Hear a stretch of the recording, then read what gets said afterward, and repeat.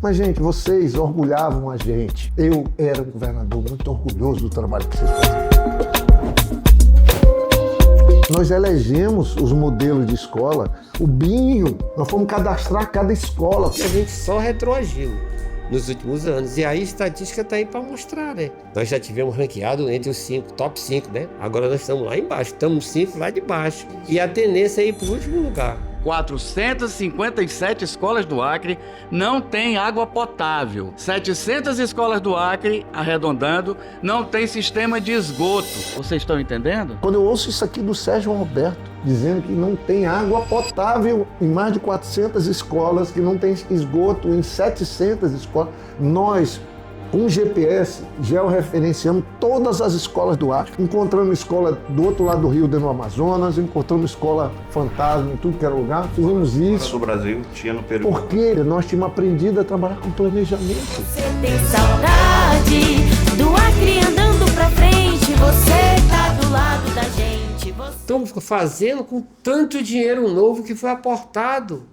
Porque de 2021 para cá, depois da nova lei do Fundeb, a União crescentemente aumenta o repasse, né, até 2026 de recursos para, nessa janela de oportunidade, Binho, eu fico pensando se fosse você ou Jorge, governador, secretário nessa época, o estrago que não dava para ser feito com esse recurso que veio a mais.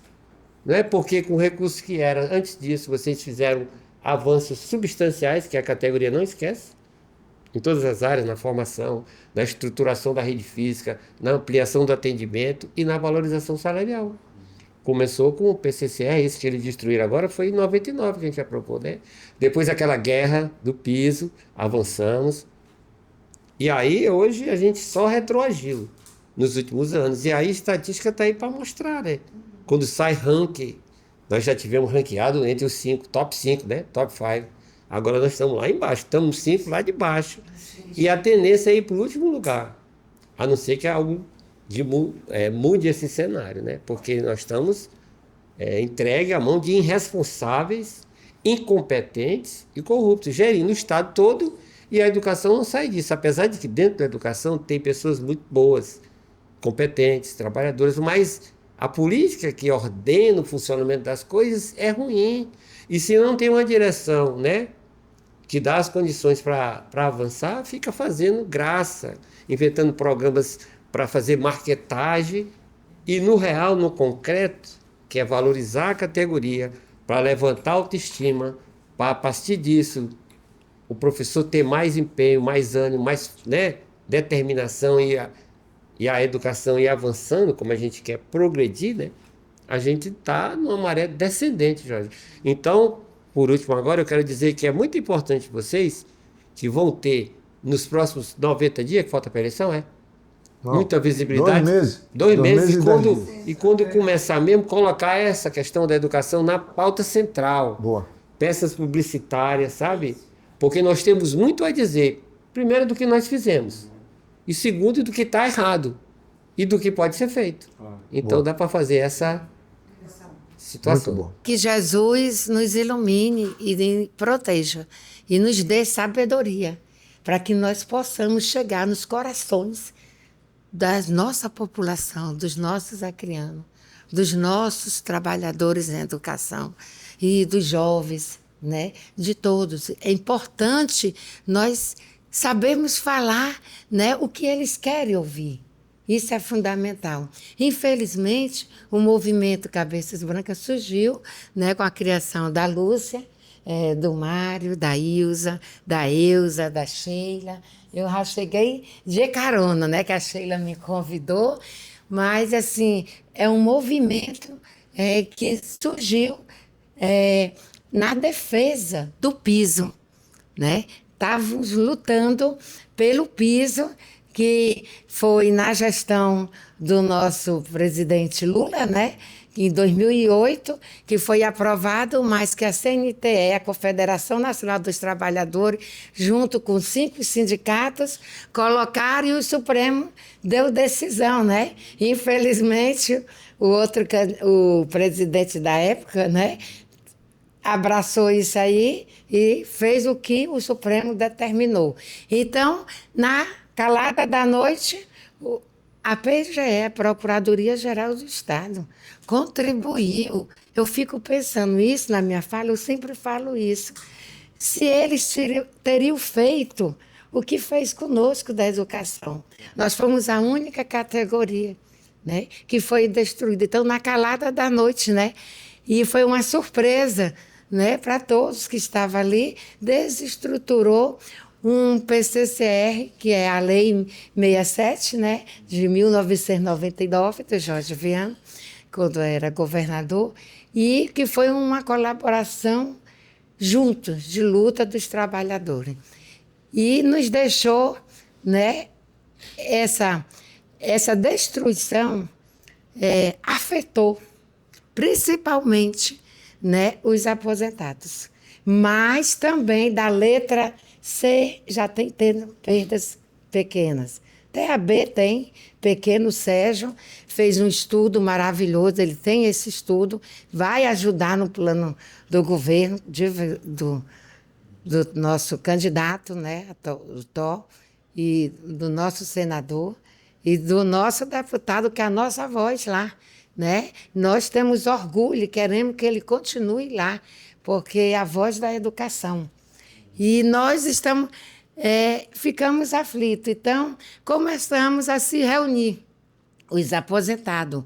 E vimos que estava dormindo, né, a categoria. Então, a gente precisava fazer alguma coisa. A gente tinha que demonstrar a nossa revolta. E muitos aposentados e aposentados, né, tiveram que deixar de pagar o seu plano da Unimed. Isso teve uma perca grandiosa. Tá? Que antes nós pagar plano de saúde. O plano da Unimed, a maioria não tem mais o plano da Unimed. Sabe? Que não dá, principalmente aqueles que têm só um vínculo. E me desculpa, na hora que mais precisa, porque com o passar do tempo, é que vem as coisas, vem os problemas de saúde, gente. Isso. Fica sem plano de saúde. A saúde do jeito que está, pública. Isso, né? Então, é isso aí. Então, nós temos aqui a Rita, sofreu um AVC, né? E como ela está representando as que não pode vir. Foi né? hemorrágico ainda. Passei mais ou menos essa camada de 2000, eu acho que eu vim assim sair, né? 2020, por aí. Eu não tinha força para andar, sabe? Mas está aqui, junto conosco, né, Ritinha?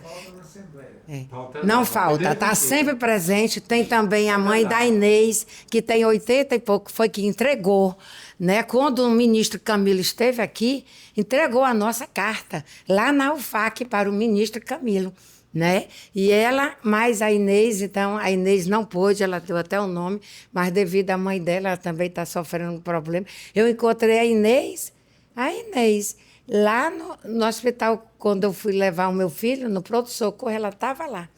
Está entendendo? Então, está essa situação dos professores, dos funcionários de escola, que também são aposentados, foram afetados. Imagina os funcionários que ainda estão numa situação ainda pior do que nós, professores, que ganham até menos e só tem um vínculo. Né? Então, essa situação nós precisamos corrigir. Nós estamos aqui pedindo, né, o apoio de vocês. O apoio para que volte às nossas tabelas salariais. Né? O Binho conhece bem, o Sérgio Roberto conhece. Eu não vou nem me ater a falar da nossa perda, porque é 27% mensal que nós estamos deixando de ter um poder de aquisição. Né? E a Lei 396 foi essa lei maldita, né? A lei, né, que os nossos inimigos fizeram. E nós recorremos o tempo todo, há 4 anos, o movimento Cabeças Brancas, juntamente com o Sinteac, juntamente com o Simproacre, né? E nós estamos nessa luta. Aonde o governador está, foi... Em 2022, 2002, quando ele fez isso, nós já fomos junto no 7 de setembro com o Grito dos Excluídos, e lá nós argumentamos. E ele, de uma forma enganosa, disse que ia nos receber, marcou o dia 11, e não nos recebeu. Mandou a sua equipe, e outra vez que ele estava no aniversário do Estado, nós também entramos em contato, ele ficou muito nervoso, mandou o secretário, e numa última greve, nós, do Movimento Cabeças Brancas, pedimos a demissão do Abson, porque a gente já esperava isso aí. Infelizmente, a gente via a incompetência de administrar, né, os nossos cofres da educação, a nossa receita da educação. Agora, principalmente do Fundeb, tudo bem que está em investigação, né? Mas a gente já sentia que esse secretário não representava a educação. E nós pedimos a demissão dele. Mas, infelizmente, nós não estamos sendo ouvidos. Nem pelo Ministério Público, a gente foi várias vezes lá. O Sinteac também botou uma ação coletiva. E nós fomos lá, né, Sheila, com o procurador, ele disse que era isso mesmo. Como? Eu fico me perguntando com o procurador da educação. O promotor, quer dizer, eu falei promotor. O promotor da educação. Então, ele disse, não, é isso mesmo, vocês estão... iniciar o piso. Tá entendendo? Eu digo, mas nós aqui não estamos falando só do piso. Estamos falando da desestruturação. Ah, mas isso é uma lei, quem faz a lei, vocês têm que procurar os deputados. Eu digo, nós já estamos vindo lá da Assembleia Legislativa, então sempre nós fomos na CGU, chegamos até na Justiça, deixar nosso documento. A Justiça também foi surda conosco, até na Justiça do Acre. Tá? Deixamos lá e nos recebeu, mas falou assim para a gente, nós falamos até do direito, que a educação é a única categoria que faz greve e paga, né? E repõe as aulas, que está no Fundeb, né? Está na ALDB. E nós falamos isso, e ele disse, não, fale com os deputados para fazer uma lei, porque a lei é caduca, e nós temos que obedecer essa lei caduca ainda da greve, que ainda é seletista do regime geral, né? Então, tem que solicitar os deputados. Então, a gente foi também com os deputados, né? Mas a única que nós fomos recebidos fomos na Assembleia Legislativa, sempre através do Edivaldo e dos alguns 5 que tem lá, sempre nos ouvindo, e o Tribunal de Contas, né? Que a ANALU começou a pegar com a educação, vendo, né, do Supremo que tinha uma brecha para ir aqueles que o Supremo tinha dito que não podia ir para a última letra. Então, essa luta foi do Tribunal de Contas através da ANALU, né? Então, nós só temos que agradecer e estamos aqui. Nós precisamos urgente, né? Urgente, né, que o povo sinta, através de vocês, que vocês realmente vão fazer a transformação junto conosco, junto com os trabalhadores, junto com os jovens, junto com todos. Então, nós estamos aqui pedindo um apoio de vocês, né? O apoio, e acreditamos que vocês farão a diferença aqui no Acre. Quando a gente se aposenta, né? Aí some da área e, ao invés do Jorge, né? O Jorge foi plantar café, não é isso?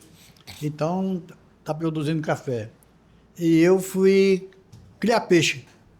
Coisa completamente diferente, não é verdade? E hoje eu olho aqui para essa moçada, né? As características, todo mundo usando óculos, né? Ou é para enxergar mais, ou então está enxergando pouco. O pessoal vê o seguinte, eu acho que o contexto que nós estamos analisando é bem diferente de um contexto que nós estávamos há 30 anos atrás, não é verdade?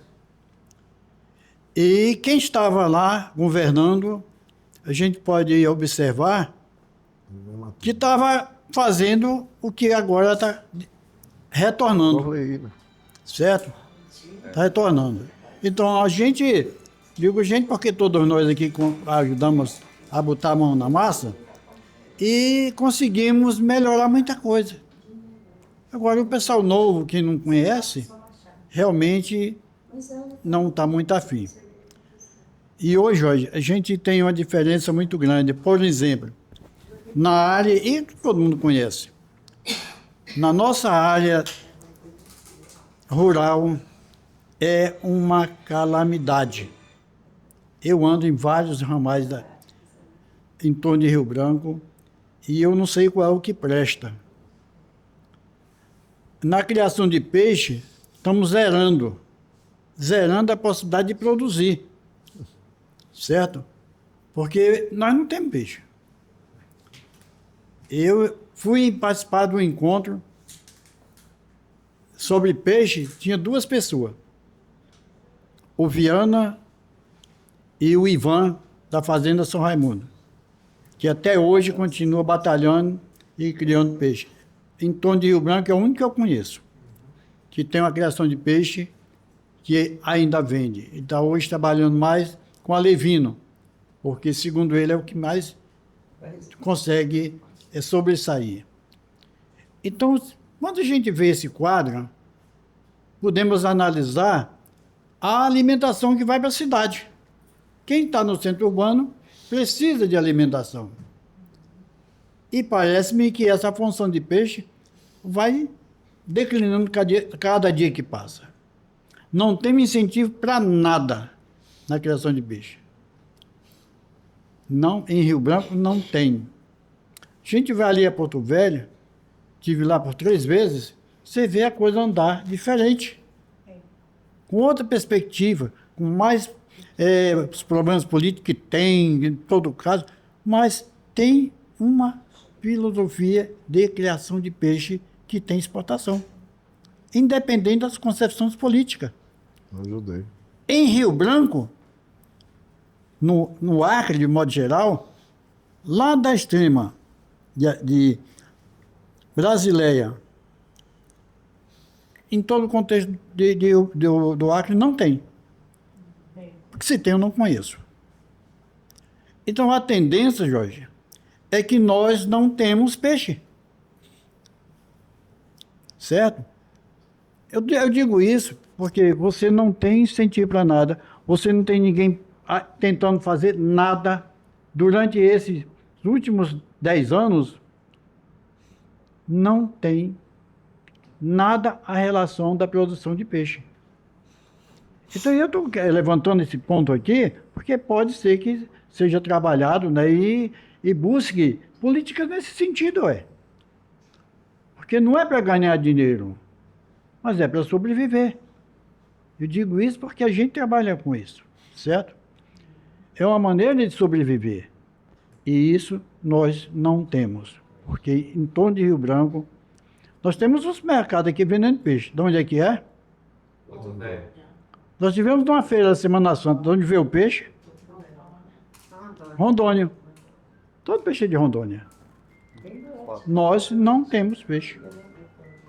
Certo? Então, a alimentação, a saca de ração, Jorge, hoje está custando R$ 85,00, 25 quilos. Certo? A mais barata que tem é R$ 85,00. Então, você não tem uma política para desenvolver a produção de peixe. Então, esse é o meu questionamento. E ramais, nós não temos, mas nós assistimos há menos de 2 anos uma Rio Branco bem melhor. Num período eleitoral que os bairros, todos eles passaram máquina. E hoje está do jeito que está. E estamos desenvolvendo de novo.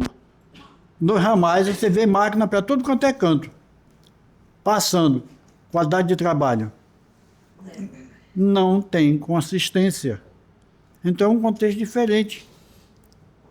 É um contexto diferente que nós estamos vendo e ouvindo. Quem não conhece, quem não anda, a comunicação é ótima, muito eficiente. Mas vai lá para ver. Primeiro, agradecer, né, pelo convite que vocês fizeram para nós nos reunirmos aqui. Dizer que esse é um espaço muito importante para nós conversarmos. mas eu queria muito rapidamente passar algumas informações que eu acho que mostram a gravidade da situação que as colegas e os colegas professores estão passando, né? Nós tínhamos a Lei 174 de 2007 vigorando. Ela fazia uma diferenciação entre o maior e o menor vencimento de 90%. Quando veio a 396, reduziu isso para 63%, 63%, gerando essa redução de 27%, que é uma retirada de direito. Qual foi a grande jogada que o Gladson fez de perversidade, né? Na época discutia-se o piso de 14,80, que era o reajuste do cálculo nacional. Quando eu fiz os cálculos para o Sindicato da Educação, isso totalizava um acréscimo na folha de cerca de 45 milhões ano, né? O que o Gladson fez? Junto com o Abson, né?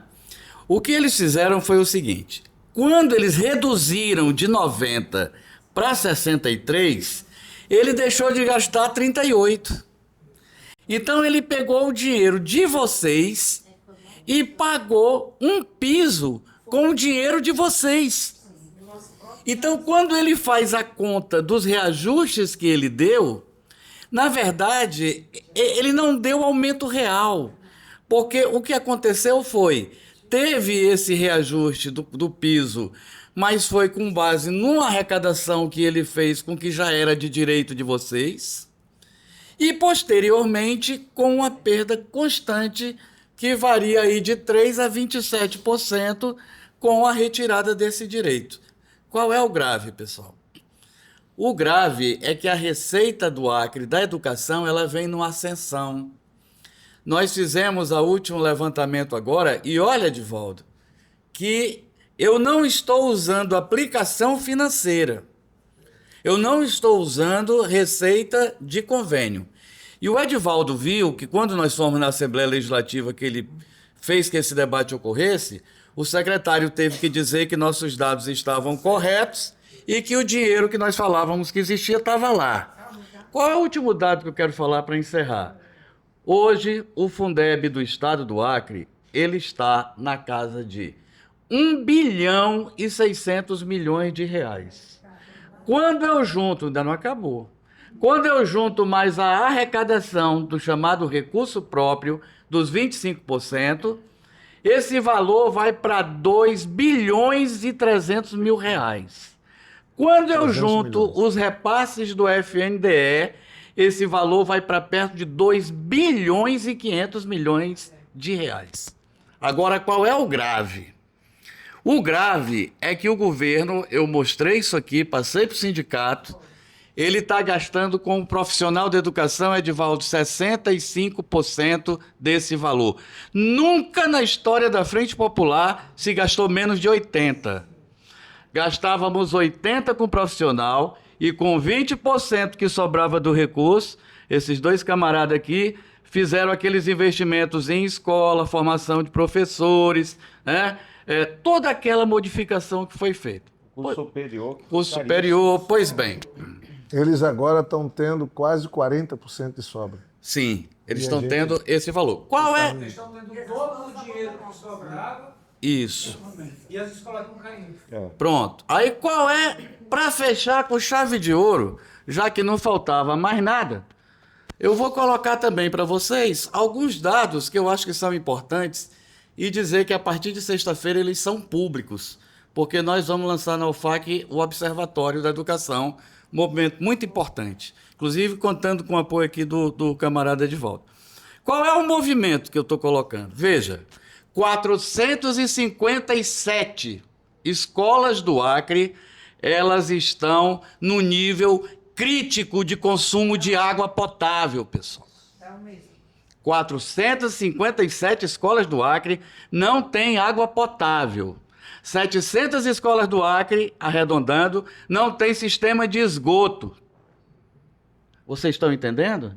Vamos para mais uma tragédia, só para nós sabermos. A educação do Acre atende hoje, do governo estadual, anos finais do ensino fundamental que deveria atender, ele atende somente 66% da população em idade escolar. Ele não universaliza algo que no Brasil inteiro está universalizado, pessoal. Mas não é só isso. Dessas matrículas, 27% são de alunos em distorção e idade série, pessoal. E a gente tinha um programa para Resolve. Quando eu vou para o ensino médio, essa distorção atinge 27% e eles atendem 60% da população em idade escolar. O rendimento escolar, que é outro drama, desculpa eu estar falando isso, mas só para fechar. O rendimento escolar, que é outro drama, passei os dados aqui para vocês, ele hoje, 85% dos nossos alunos, quando eu pego a análise de proficiência da prova do SAEB, 5º ano, 9º ano em língua portuguesa e matemática, eles não atingem os níveis 7, 8 e 9, que são 7 e 8 proficiência, 9 que é o patamar elevado, e a grande maioria dos nossos alunos estão nos níveis 0, 1, 2 e 3.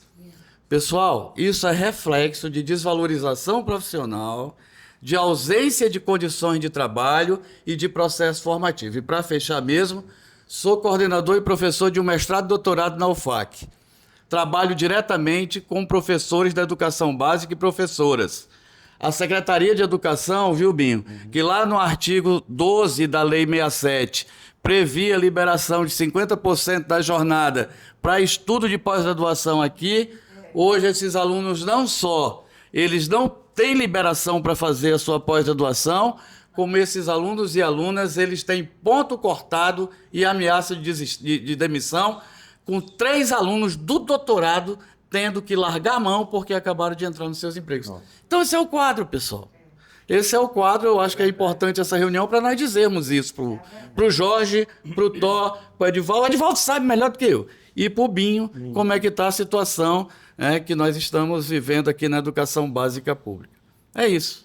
Para não esquecer, quando for fazer um programa, fazer esse comparativo, lembrando que na sua gestão e na do Jorge, a gente tinha um padrão de qualidade de escola que foi definido para ser acompanhado e que, inclusive, o Brasil inteiro e até fora do Brasil vinham aqui conhecer. Né? Mas essas coisas elas estão conectadas. Não, é para... Você quebra aqui, quebra o resto. Não, é só para a gente trazer de volta isso, porque quando a gente olha aqui essa sala, a gente vê todo mundo de cabeça branca.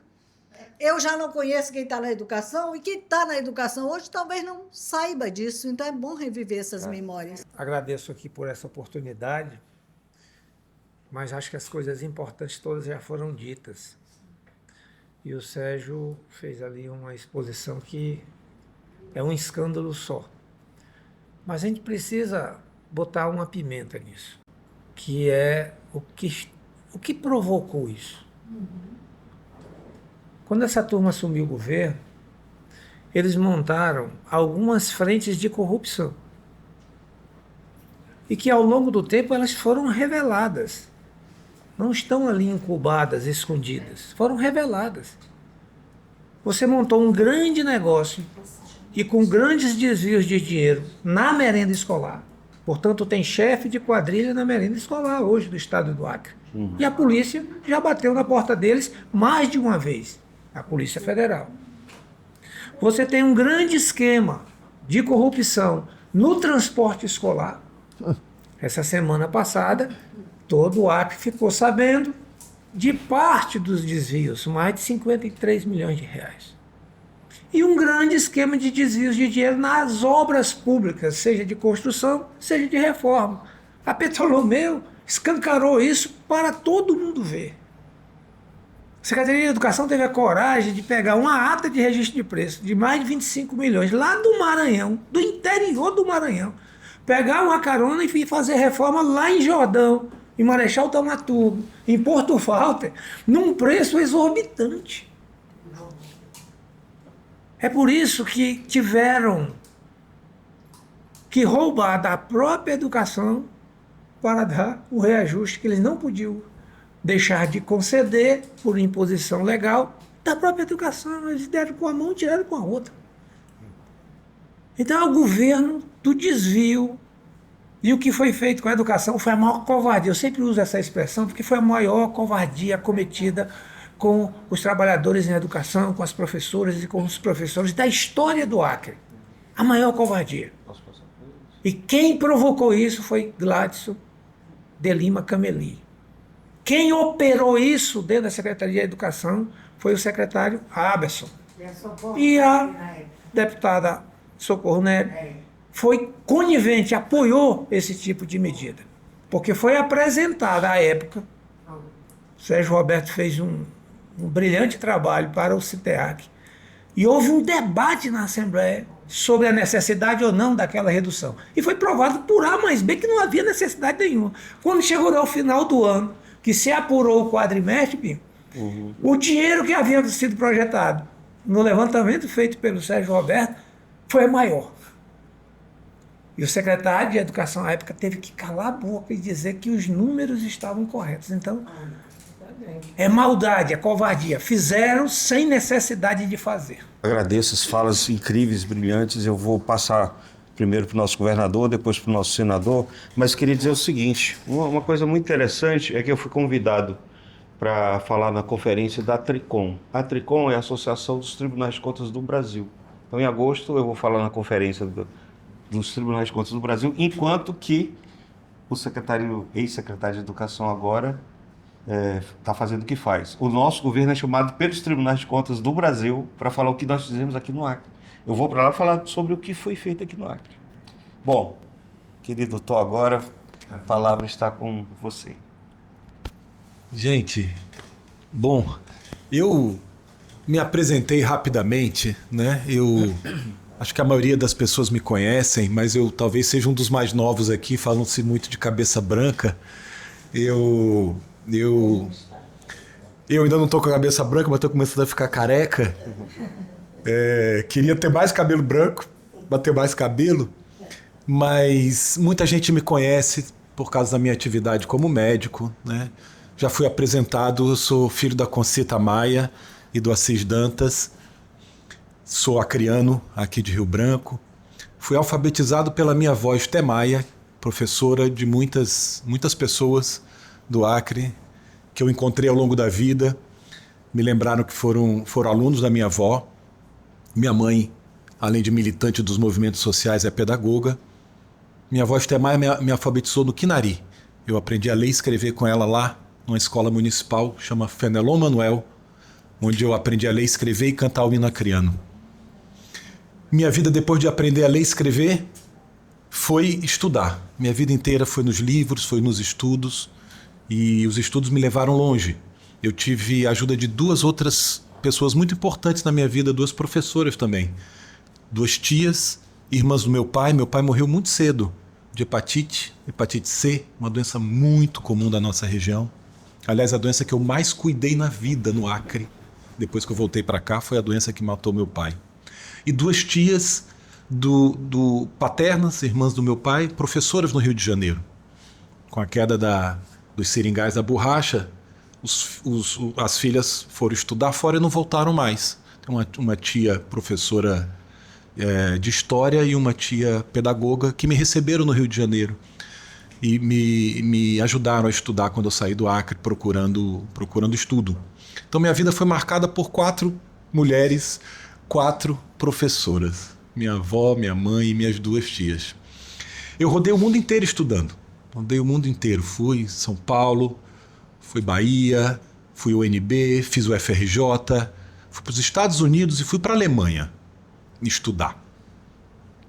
E decidi voltar para o Acre depois de 14 anos fora do Acre, para voltar para viver aqui. Porque aqui estavam minhas memórias, minhas lembranças, minha família. Trouxe para cá minha esposa, Fernanda, que eu conheci na faculdade. Fernanda Lage é uma cirurgiã infantil, a única no Acre. E ela é acriana com muito orgulho também, recebeu o título de cidadã acriana. E a gente voltou para cá para viver aqui no Acre e criar nossos filhos e fazer daqui a nossa vida. Eu estou com 2 filhos de 16 e 15 anos. Sou jovem, mas já estou com 52 anos. E hoje vejo os meus filhos querendo ir embora do Acre. Eu que quis voltar, vejo meus filhos se somando a essa geração de jovens desistindo do Acre, querendo ir embora. Eu cheguei no Acre em 99, quando eu decidi voltar. Era a época que o Jorge estava assumindo e o Tião no Senado, o Jorge no governo. E eu cheguei com todo esse conhecimento na minha cabeça, depois de estudar tanto, e encontrei aqui uma turma animada para transformar o Acre. O Acre que eu deixei quando eu saí era um Acre que estava começando a ser transformado. Muitos de vocês, cabeças brancas, viveram isso, vocês relataram isso aqui. As transformações que a gente fez na saúde, que vocês fizeram na educação, na infraestrutura, no crescimento econômico desse estado. E eu ajudei muito do outro lado, né? Fiz a faculdade de medicina, fiz a primeira UTI com o Jorge, primeira enfermaria para tratar dependência química, a primeira hemodiálise, transformamos aquela fundação, a Secretaria de Saúde, depois fui no governo Binho, com o Sérgio, e contribuindo, como se diz, do lado de lá da política. Duas coisas me trouxeram para o lado de cá da política nesse momento. Uma delas foi o que a gente viveu na pandemia. Aquela loucura do Brasil ter tido 4 vezes mais morte do que devia ter tido por causa da política e por causa da gestão descontrolada, desgovernada, irresponsável da pandemia. Aquilo, eu que estava na linha de frente, percebi o quanto que a minha medicina ia até um determinado limite. E a partir dali, se eu quisesse salvar mais vidas, eu não conseguia. Não consigo contar na minha cabeça quantas pessoas eu vi sendo entubadas ali dentro da UTI, arrependidas do que tinham feito, de terem sido enganadas por causa daquela confusão louca, desvairada, irresponsável que foi a condução do governo federal naquele momento. E aqui eu estava de manhã na UTI, salvando vida, e de tarde no comitê, tentando organizar assistência à saúde. E percebi também o quanto que aqui a nossa fragilidade era imensa. Falamos aqui do líder maior do nosso estado, que está à frente do governo há 4 mandatos, e eu conheci bem ele trabalhando. Uma pessoa que não tem a menor capacidade, Edivaldo, para estar no lugar que estava. O Gladson, eu falei isso já várias vezes publicamente, ele não leva o menor jeito para gestão, para elaboração de política pública. Era um desastre aquele comitê com a presença daquela equipe e daquelas pessoas. Naquele momento também eu tive a oportunidade de ter contato com todo o funcionamento do Estado, porque tudo passava por ali. Como é que vai funcionar a escola na pandemia? A coleta de lixo na pandemia? O transporte público na pandemia? Foi uma grande escola de aprendizado. E todo mundo chegava para mim. Tó, como é que nós vamos fazer com isso? Como é que vamos fazer com aquilo? E o que eu fazia era, como é que funciona? Como é que funciona isso para a gente poder pensar como é que vai funcionar, né, na época da pandemia? Eu sempre penso no diagnóstico primeiro, para depois pensar no que precisa ser feito depois de um bom diagnóstico. É assim que a medicina me ensinou a pensar. E aquela confusão toda do governo federal e a incompetência toda que a gente viu na pandemia e durante todo o governo do Gladson, vocês lembraram aqui de uma série de exemplos. A gente falou aqui muito da educação, mas é um desgoverno completo. Algumas pessoas falaram isso aqui também. Os últimos 8 anos que a gente viveu no Acre foi, na minha visão, um somatório, acho que o José Uchoa falou isso, da incompetência com a roubalheira. A somatória perfeita da tempestade perfeita. De pessoas incompetentes que não sabem governar, somado com uma roubalheira disseminada e sistêmica. Cada secretaria é um lugar para um grupo enriquecer. Os interesses particulares das pessoas dominaram a gestão pública do Acre por completo. E isso está levando a gente para a destruição completa. O Acre está ruindo. Ele está se destruindo, se acabando para onde você olha. Para a educação, para a saúde, para a infraestrutura, é a ponte que cai, é a estrada, é o ramal, é a segurança, é o ônibus que não anda, é a água que não chega na casa das pessoas. Nada funciona. Para onde você olha, tudo está andando para trás. Tudo se acabando a olhos vistos. Isso me incomoda profundamente. Profundamente. E essa indignação de ver o meu estado, que eu amo, que eu quis voltar para viver aqui, criar meus filhos aqui, se acabando, me fez tomar a decisão de vir para essa missão tão difícil que eu estou agora. É a missão mais difícil da minha vida a que eu estou encarando. Não tem nada do que eu vivi na medicina, e olha que eu já vivi muita coisa difícil naquela pandemia, Edivaldo. Tinha dia que eu chegava em casa e chorava do que eu via todo dia dentro dos hospitais. Mas agora eu dei uma chorada já também nesse processo da política, porque é duro aqui. A batalha é grande, é fisicamente puxado, é mentalmente puxado. Mas é um chamamento de uma missão. Eu quero ajudar o Acre a sair desse buraco. Se a gente não fizer nada, se nós não fizermos nada, o Acre se acaba em mais 10 anos, Edivaldo. 10 anos não tem mais Acre. Porque está descendo acelerado ladeira abaixo. Daqui a pouco vai vir alguém que vai mesmo dizer aquela tese de que o Acre não deu certo, transforma em território de novo, igual tem os malucos que falam. Não tem gente que fala isso? Vai acabar alguém vindo e falando isso. O Acre não existe, não deu certo, é um prejuízo, transforma. Depois da gente já ter sido exemplo. Vocês falaram isso aqui. Exemplo para o Brasil, exemplo para o mundo de gestão, de competência, de entrega de resultado. Na época que eu vim para cá, tanta gente veio para o Acre. Tanta gente veio para o Acre para fazer disso aqui um lugar de sonho, de trabalho, de construção. Eu quero dizer para vocês que esse desafio que eu tô é grande, mas eu tenho me animado também nessa luta. Porque o sentimento das pessoas é de indignação. Mudar para o Gladson. E perceberam que não deu certo. No dia a dia das ruas, a gente já ouve as pessoas tendo coragem de dizer que o governo não deu certo. E que o governo é corrupto. E ganhou 2 vezes. Hã? E ganhou 2 vezes esse governo. Ganhou 2 vezes, mas não vai ganhar a terceira. Com a senhora Maísa, nem com o senhor Bocalon. A mudança é o tom dessa eleição. Acontece que até agora a população achava que a mudança era o Alan Rick. E o Alan Rick é mais do mesmo. Ele é exatamente a mesma coisa, se não for pior.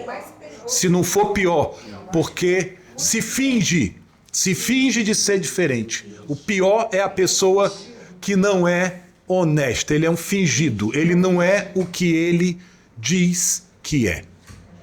A gente vai estar em muitos maus lençóis com esse senhor governador, porque é arrogante, não ouve ninguém, acha que sabe tudo e vai ser o reizinho desse Acre mandão. E é tão incompetente e tão corrupto quanto todo mundo que está aí. A gente tem uma chance nessa eleição de ganhar esse Acre de novo para as pessoas que sabem fazer, que têm competência, que são éticos e que cuidam do nosso Acre. Essa chance nossa tem mais 2 meses e 10 dias para a gente lutar pelo segundo turno para o governo. Tem mais 2 meses e 10 dias para a gente eleger o Jorge, nosso senador, de novo. Eu falo que a gente precisou trazer o presidente Lula de novo para tirar o Bolsonaro da nossa vida. A gente precisa do Jorge de novo no Senado para a gente voltar a ter um lugar de racionalidade, competência que nos represente no Acre.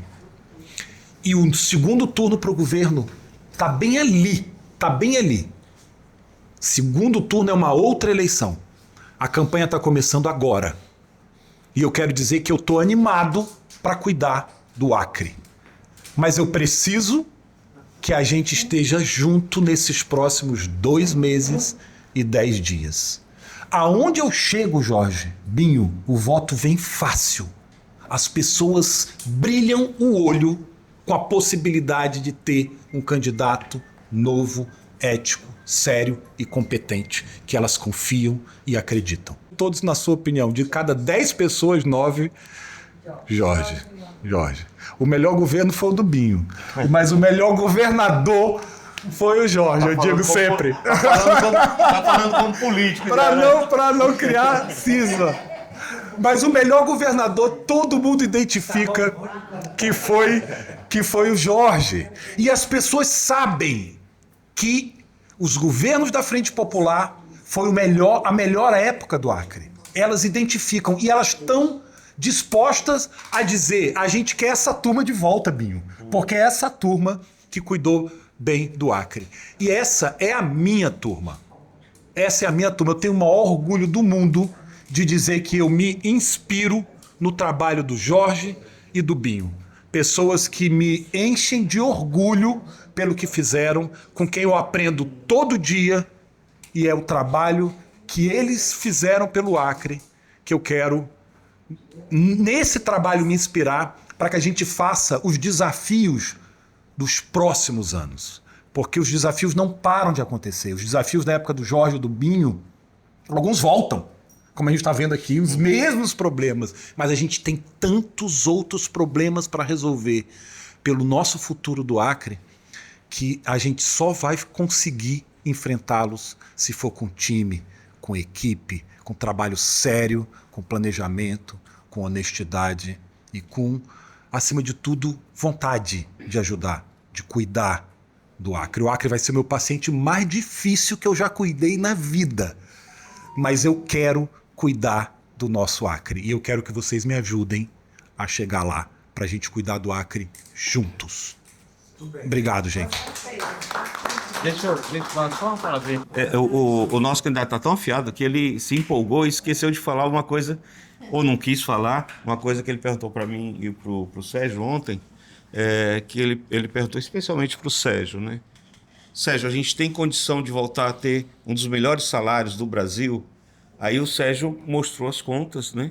E ele disse, não, nós vamos ter um dos melhores salários do Brasil.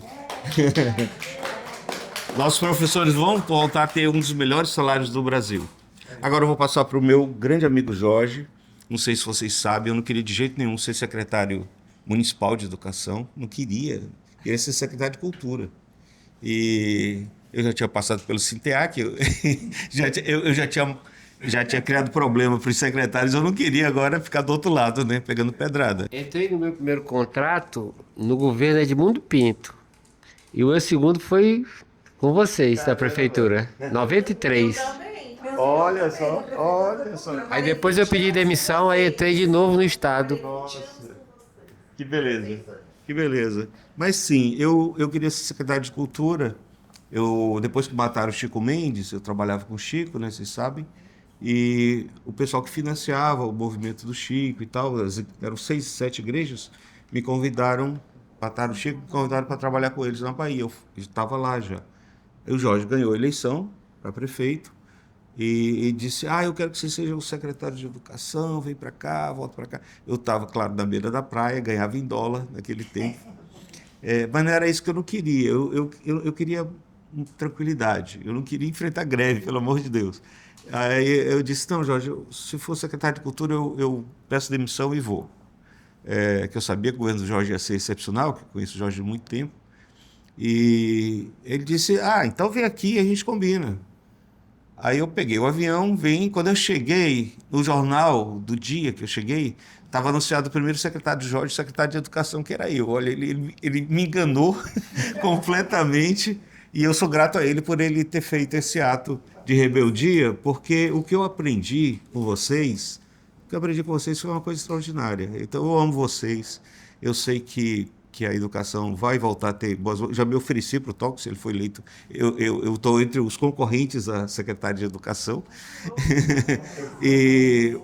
Mas eu tenho muita gratidão ao Jorge, que me fez secretário de Educação no governo 8 anos.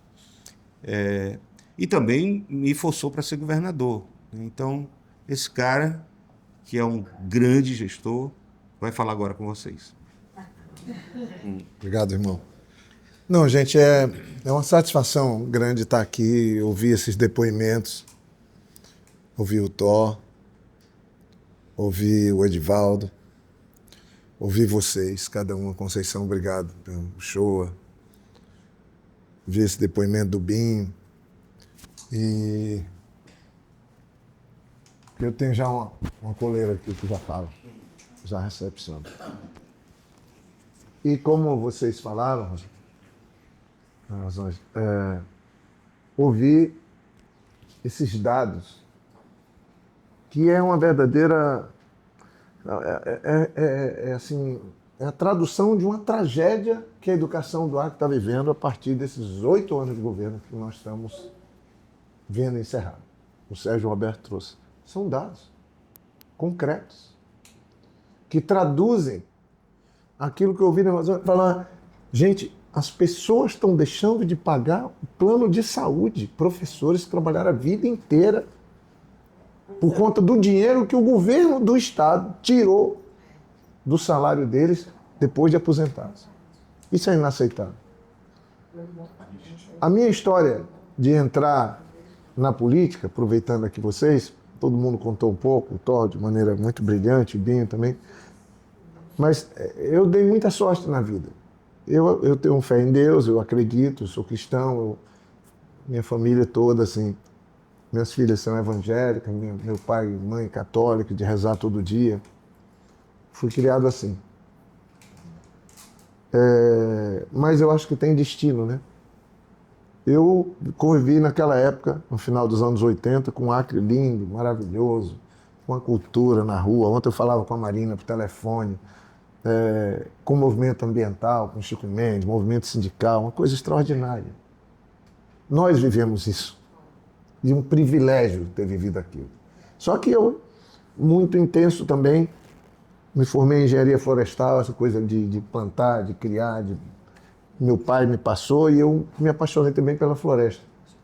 Então, quando eu estava terminando minha faculdade, em 85, estava acontecendo o primeiro encontro dos povos da floresta na minha universidade, no meu departamento. E estava lá Chico Mendes. Então, presente de Deus, ação divina. E lá eu apertei na mão dele, participei do evento, óbvio, todo, e disse, cara, eu estou voltando, eu vou trabalhar, eu quero ajudar vocês. E não, aí ficamos nos conhecendo a partir daí, 85. Fui trabalhar no laboratório de madeiras e depois, no governo Flaviano, ele concordou com a nossa proposta de criar uma fundação de tecnologia.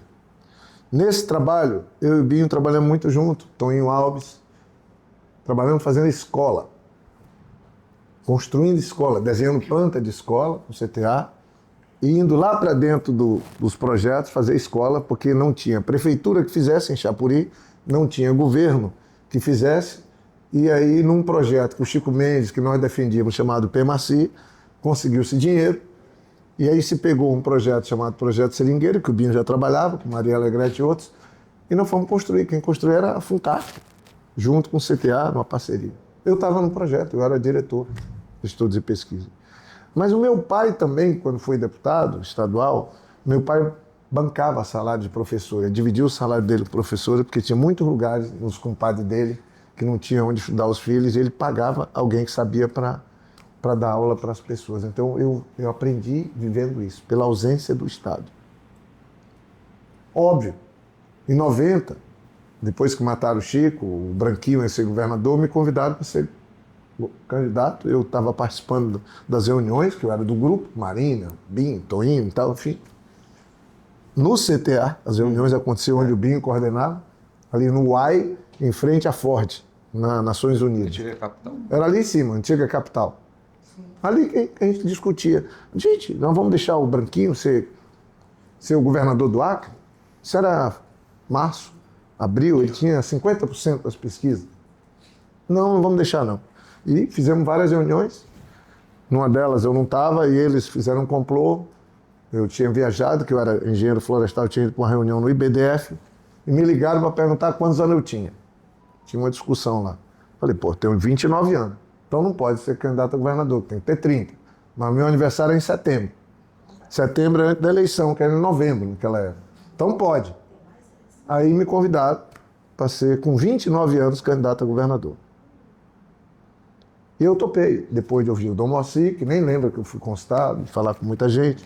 Meu pai me estimulou muito, outros falaram, não, vai para vereador, vai para deputado, não entra. Eu era militante do movimento estudantil.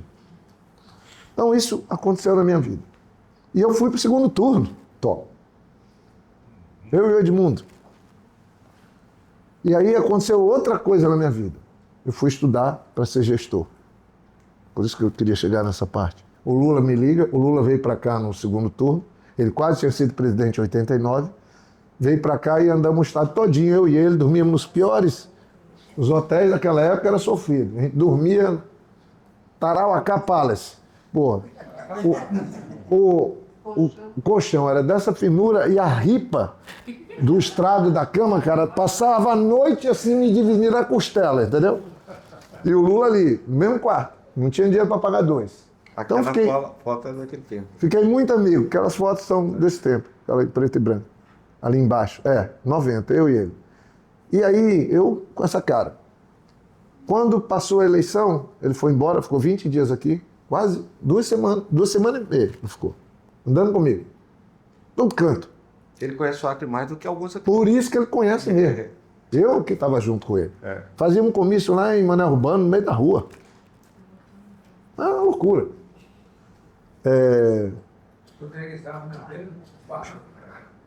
Aí, passou a eleição, em janeiro ele me liga.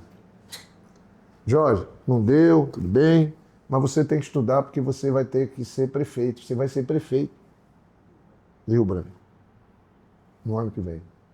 E eu vou arrumar uns cursos para você fazer. Se um cara, ele viu que eu pegava jeito para as coisas, você tem que aprender para ser gestor, para liderar.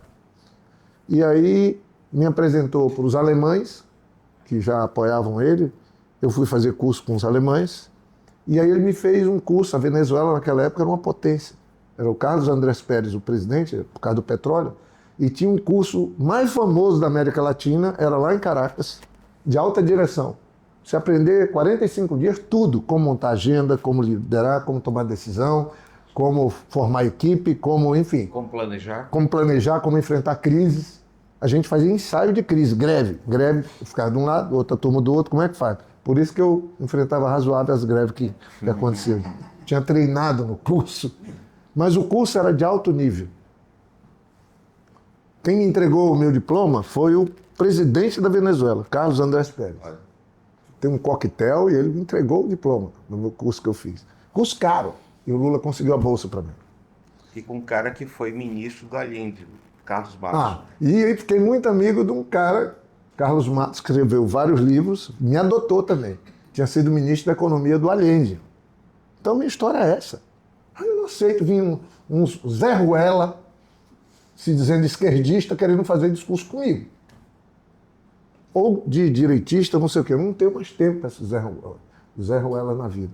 Então eu tive formação, gente. A formação era para ser líder, para ser gestor, para administrar, para montar equipe, para montar agenda. O cara que me deu aula sobre agenda era um israelense. Ganhava uma fortuna por dia, eu perguntei para ele. E a agenda que ele estudava era do como o Hegel usa o tempo dele, como a Margaret Thatcher usa o tempo dela, como o Helmut Kohl da Alemanha usa o tempo dele, como o Jacques Chirac usa o tempo dele. A aula era nesse nível. O tempo tem que ser assim. O líder tem que ser assado. Era uma semana, o outro um planejamento estratégico. Então eu fui abençoado. Deus me deu a oportunidade, o Lula me deu as oportunidades de eu estudar. E aí, um ano depois, eu virei prefeito de Rio Branco. Por que que eu fiz isso com o Bi? Não foi negócio de achado. Eu montei o plano de trabalho nosso em 3 dias, no porão do hotel Pinheiro. Só precisava de 3 dias porque eu sabia como fazer. E eu trouxe o Klaus e Elô, que eram ligados aos alemães, para me ajudar. Então peguei a equipe, eu tinha que formar, eu formei a equipe em 5 dias. E fomos para um porão do hotel, e em 3 dias a gente montou um plano a ponto de dizer o seguinte: o jornal A Gazeta, no dia tal, vai botar uma manchete que o PT, o prefeito do PT está expulsando os feirantes. Só que eu vou estar lá, lendo o jornal. E assim aconteceu. Fomos limpar ali com criolina, 7 litros de criolina para limpar o mercado, tirar as bancas do meio da rua, botamos na calçada, todo mundo, mas aquela podridão nós limpamos, lavamos tudo. Só que eu estava lá tomando café, porque tinha planejamento, tomando café com os feirantes, comendo uma tapioca, e o jornal estava dizendo, o prefeito do PT expulsa feirantes. Só que estava errado era o jornal, porque estava com a linguagem errada para um governo que já era diferente. E quando eu chamei o Binho, eu chamei porque a história do Binho estava na educação, só que ele era o melhor cara da nossa cultura também. Mas a cultura levou o Toinho. Então foi um time. Esse cara foi secretário de Educação 4 anos na prefeitura, 8 anos no governo, e eu digo a vocês, fica tranquilo, Tó, o governo do Binho foi extensão do meu. Foi o nosso governo. Foram 12 anos de nosso governo. O nosso governo foi 12 anos. Quando fala assim, o melhor governador do Acre foi o Jorge, porque foi 12 anos de governo. Não foi 20, só foram 12. Esses 12 eu assino embaixo. E quando quiser apertar mais, eu fico só com meus 8. Porque minha história está nos meus 8 anos. Eu não perturbei o Binho. O Binho queria mudar menos secretário do que eu. Ele foi lá na minha casa, foi o único. De todos, prefeitos que eu ajudei a eleger, foi o único que foi lá na minha casa, falou, Jorge, eu estou pensando em fazer isso aqui, secretaria tal, fulano. Eu falei, porra, Binho, troca mais gente. Muda mais, para dar uma oxigenada. Ele falou, não. Pessoal, e vetei alguns nomes que ele queria botar, como a minha companheira Dolores, queria que ela fosse secretária. Eu falei, pelo amor de Deus. Seria uma ótima secretária. Era o melhor nome. Mas eu falei, aí não, porque então eu danifiquei um pouco o governo do Binho, porque ela seria ótima. As mulheres são sempre melhores. Não é da boca para fora, fazem melhor as coisas. Mas enfim, eu estou falando tudo isso, gente, para dizer que nós fizemos uma mudança pensada, planejada, e vocês foram fundamentais. Sem vocês não teria, não foi coisa do Binho ou do governador. Foi construído.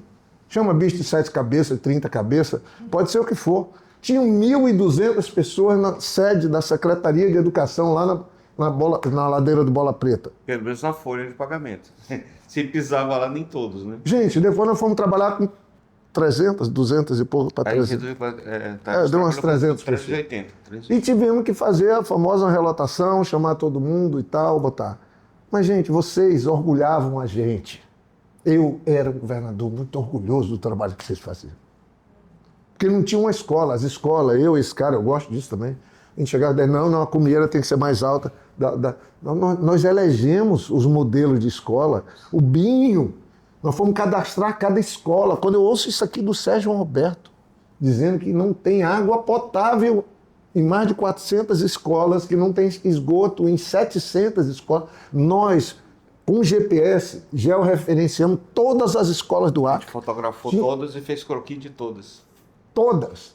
Encontramos escola do outro lado do rio, dentro do Amazonas, encontramos escola fantasma em tudo que era lugar, fizemos isso. Fora do Brasil, tinha no Peru. Por quê? Porque nós tínhamos aprendido a trabalhar com planejamento.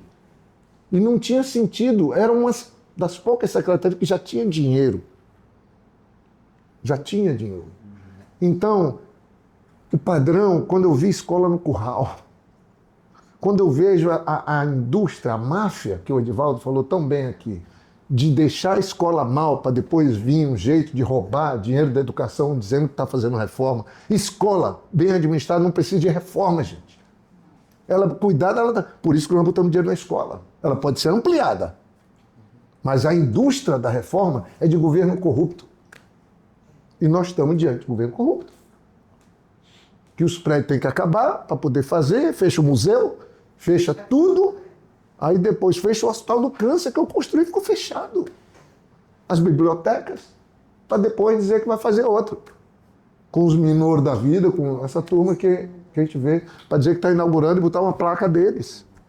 Bem, eu queria encerrar falando da essência.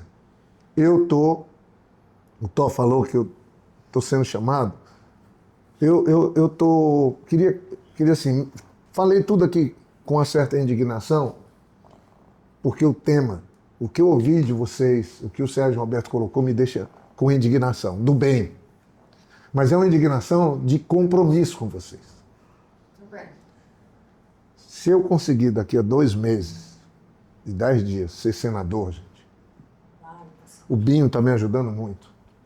Eu estou falando aqui de boa. Eu quero voltar a ter orgulho que eu tinha, por onde eu andava, daquela capa da Folha de São Paulo, de dizer, o Acre paga um salário melhor para os professores do que São Paulo. 3 vezes mais do que São Paulo. Eu quero de novo me orgulhar disso. Eu quero me orgulhar de novo de ver diretores de escolas privadas chegar para mim e pô, Jorge, agora a gente está com dificuldade aqui porque o pessoal está preferindo ir para a escola pública. Isso aconteceu no nosso estado, graças a vocês. Graças a nós, vamos chamar assim, porque tinha parte da gestão, tinha parte da prioridade, e por isso que a gente ganhou tantas eleições. Agora, eu acho que nós estamos diante de uma situação muito grave. Me pediram aqui para dar publicidade, nós vamos dar publicidade, e eu estou afirmando aqui um compromisso. Os que são adversários de vocês têm que fazer lá os esquemas dele para evitar de eu ser senador. Porque se eu for senador, vocês terão um senador para essa causa, para essa luta. Mas não é lá, não, quando eu ganhar no Senado. Vai dar, mas o Jorge vai para o Senado e vai resolver. Não, eu estou falando agora na eleição. A minha eleição acaba exatamente no dia 4 de outubro. E tem um negócio chamado segundo turno. E se eu for senador, eu vou precisar ter mais de 30% dos votos. E o segundo turno vai estar passando por mim.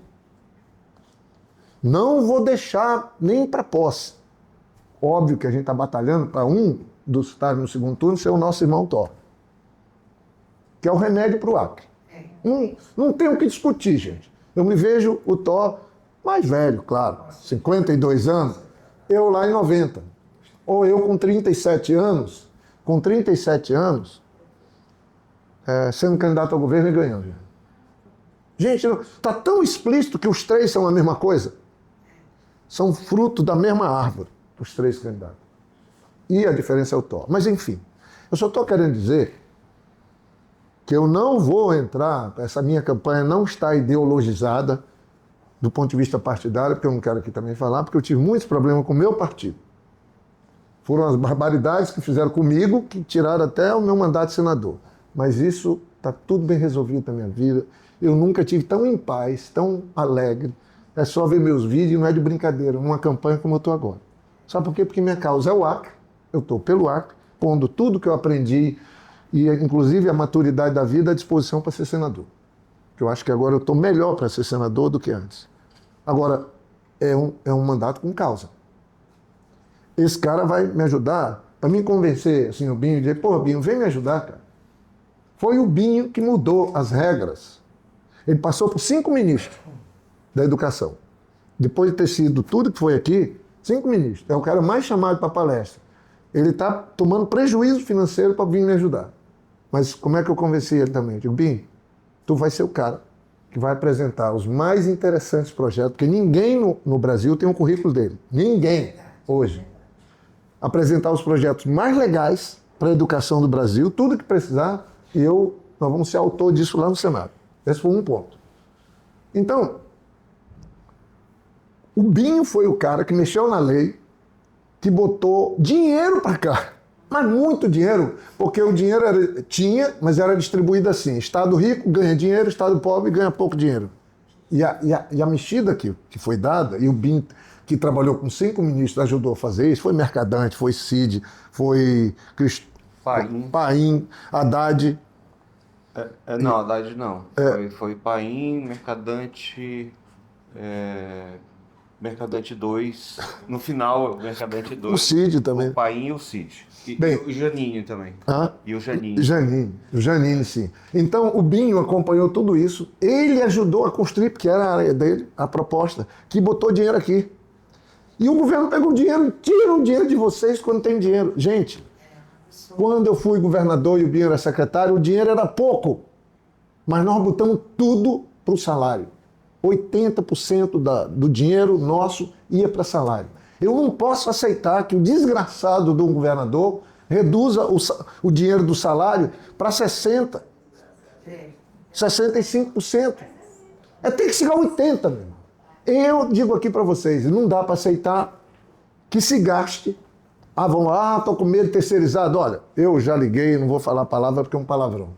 Na minha vida eu não tenho mais nada, eu estou na boa, só estou fazendo o que eu quero, o que me dá prazer. Mas não dá para você pagar 400 milhões, eu peguei uma aulinha com o Sérgio ontem, porque eu só sei defender o que eu conheço. Por isso que eu queria ouvir vocês. Aí eu sei defender. Eu aguento o debate porque eu estudo um pouquinho primeiro. 400 milhões são gastos com provisórios. Eu estou chamando terceirizado e tudo de provisório. Se eu fosse na educação hoje, tem vários serviços que têm que ser terceirizados. Não tem nenhum problema. Então tem que ter terceirizado. Mas botar 400 milhões para o provisório e mais 300 milhões de gratificações e algumas coisas que nunca vai para o salário. É um engana-besta, porque aí depois que o cara aposenta, já era. Aquela ali já ficou. Eu estou falando, gente, de quase 800 milhões que está aí. Ó. Não. Esse cara aqui, se Deus quiser, porque essa é a pauta do segundo turno. E vai ser a pauta do TO do primeiro, já também. Nós temos que dizer, vem cá, pedir para o Sérgio, vamos levantar quantas mil pessoas nós precisamos botar efetivos na educação. E não aquelas brincadeirinhas de que está fazendo concurso ou que está chamando concursado. Reis, não tem o que discutir, gente. Se são 1.000, se são 2.000, não vai afetar a vida de vocês, mas é uma base que vem para se somar. Obviamente que não dá para ter conversa. Eu tô aqui num papo reto. A recomposição da tabela, igual era a nossa. A recomposição, para ficar vocês, de novo, só se tiver uma proposta melhor. Senão a diferença entre um e outro tem que ser de 90% na carreira. E não 60% na carreira. Porque é um jeito de achatar e tirar o dinheiro até mesmo do plano de saúde. Então, eu queria só terminar agradecendo vocês e dizendo o seguinte, ó, contem comigo. É de verdade. Eu precisava me aprofundar, eu tinha visto, acompanhado, assim, falei, mas será possível? Estão falando isso mesmo, estão tirando o que já tinha. Aí vendo as falas do Edivaldo, vendo as falas de vocês, vendo algumas matérias, o Binho falou para mim, me ligou. Eu estava viajando outro dia, Jorge, esse negócio é muito sério. Tem que ter uma reunião com a turma. Eu digo, pode marcar. Aí falamos com o Sérgio Roberto, ele disse, não, aguarda um pouco, vou preparar primeiro mais dados, e agora eles têm os dados, vão colocar. O que tiver a ver, eu vou botar essa pauta, vou dar publicidade, vou dar voz a vocês. Só que eu vou já começar a cobrar. Para mim, nos debates que eu tiver, eu digo, o professor, o candidato, que o TO já vai ter assumido, o candidato que não assumir esse compromisso de refazer essa tragédia que o senhor Gladys, tomara que ele seja candidato ao Senado.